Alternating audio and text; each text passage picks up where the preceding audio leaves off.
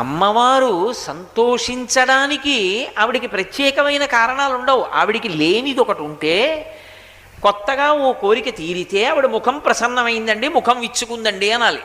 ఆవిడికి లేనిదన్నది లోకంలో ఏమీ లేదు. ఎవడికి లేనిదైనా ఆవిడ పూర్తి. అటువంటి ఆవిడ ముఖాన్ని వికసింపచేయడం అంటే సామాన్యమైన మాటలా? ఆవిడ శక్తి ఏం సామాన్యమైందా?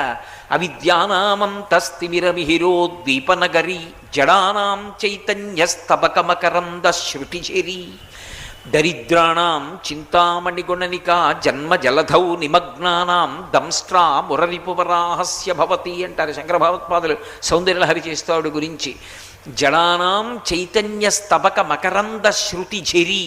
ఆవిడ జడుడు అంటే వాడికి దగ్గరికి వెళ్ళి మీరు ఏదైనా చెప్పారనుకోండి, వాడు ప్రతిస్పందించడు, అన్నీ వింటాడు, కానీ వాడు మళ్ళీ ఆ పని చెయ్యడు. ఎలా ఉంటాడో అలాగే ఉంటాడు.